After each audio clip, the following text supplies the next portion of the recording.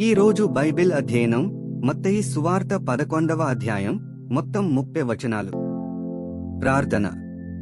ప్రియమైన దేవా, మేము మీ వాక్యాన్ని చదివినప్పుడు మిమ్మల్ని బాగా తెలుసుకోవడానికి, ప్రేమించడానికి మరియు అర్థం చేసుకోవడానికి సహాయం చేయండి. ఆమెన్.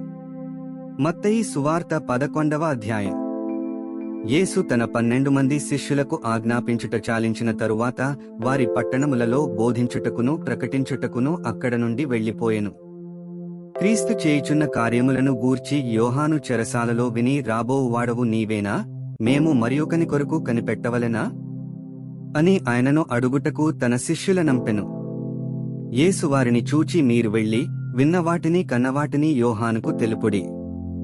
గ్రుడ్డివారు చూపు పొందుచున్నారు, కుంటివారు నడుచుచున్నారు, కుష్ఠరోగులు శుద్ధులగుచున్నారు, చెవిటివారు వినుచున్నారు, చనిపోయినవారు లేపబడుచున్నారు, బీదలకు సువార్త ప్రకటింపబడుచున్నది. మరియు నా విషయమై అభ్యంతరపడనివాడు ధన్యుడని ఉత్తరమిచ్చెను.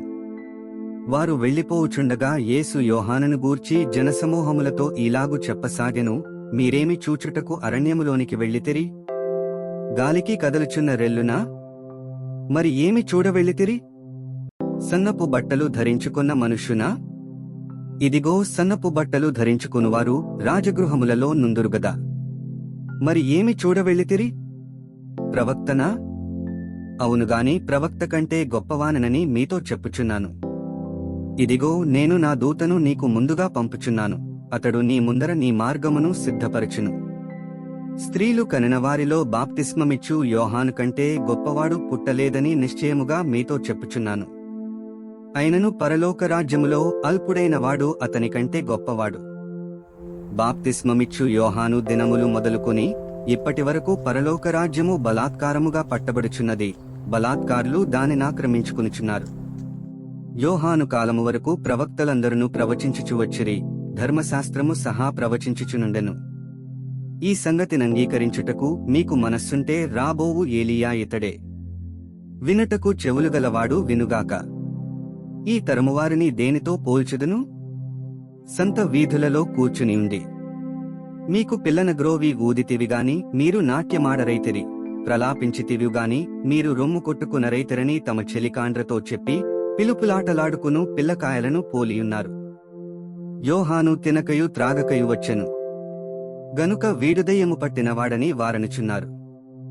మనుష్య కుమారుడు తినుచును త్రాగుచును వచ్చెను గనుక ఇదిగో, వీడు తిండిబోతును మద్యపానీయు, సుంకరులకును పాపులకును స్నేహితుడునని వారనుచున్నారు. అయినను జ్ఞానము జ్ఞానమని దాని క్రియలను బట్టి తీర్పు పొందుననెను. పిమ్మట ఏ పట్టణములలో ఆయన విస్తారమైన అద్భుతములు చేసెనో ఆ పట్టణముల వారు మారుమనస్సు పొందకపోవటవలన ఆయన వారినిట్లు గద్దింపసాగెను. అయ్యో కొరాజీనా, అయ్యో బేత్సెయిదా, మీ మధ్యను చేయబడిన అద్భుతములు తూరు సీదోను పట్టణములలో చేయబడిన ఎడల ఆ పట్టణముల వారు పూర్వమే గోనెపట్ట కట్టుకుని బూడిదే వేసుకుని మారుమనస్సు పొందియుందురు. విమర్శదినమందు మీ గతి కంటే తూరు సీదోను పట్టణముల వారిగతి ఓర్వతగిన దయుండునని మీతో చెప్పుచున్నాను. కపెర్నహూమా, ఆకాశము మట్టునకు హెచ్చింపబడెదవా? నీవు పాతాళము వరకు దిగిపోయెదవు. నీలో చేయబడిన అద్భుతములు సొదొమలో చేయబడిన ఎడల అది నేటివరకు నిలిచియుండును. విమర్శదినమందు నీ గతి కంటే సొదొమ దేశపు వారిగతి ఓర్వతగిన దయుండునని మీతో చెప్పుచున్నానెను.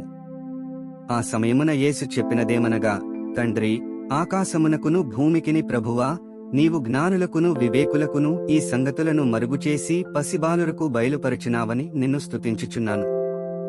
అవును తండ్రి, ఈలాగు చేయుట నీ దృష్టికి అనుకూలమాయెను. సమస్తమును నా తండ్రి చేత నాకప్పగింపబడి ఉన్నది. తండ్రిగాక ఎవడునూ కుమారుని ఎరుగడు, కుమారుడుగాకను కుమారుడెవనికి ఆయనను బయలుపరచనుద్దేశించునో వాడుగాకను మరి ఎవడునూ తండ్రిని ఎరుగడు. ప్రయాసపడి భారము మోసికొనుచున్న సమస్త జనులారా, నా యొద్దకు రండి, నేను మీకు విశ్రాంతి కలుగజేతును. నేను సాత్వికుడను దీనమనస్సు గలవాడను గనుక మీమీద నా కాడి ఎత్తికొని నా యొద్ద నేర్చుకునుడి, అప్పుడు మీ ప్రాణములకు విశ్రాంతి దొరకును. ఏలయనగా నా కాడి సులువుగాను నా భారము తేలికగాను ఉన్నవి. 30 వచనాలు చదివియున్నాము. ముగింపు ప్రార్థన. సర్వశక్తిమంతుడైన దేవా, నీవే మార్గము, సత్యము మరియు జీవము. చదివిన వాక్యాన్ని మా జీవితంలో అన్వయించుకోవడానికి మాకు సహాయం చేయండి. ఆమెన్.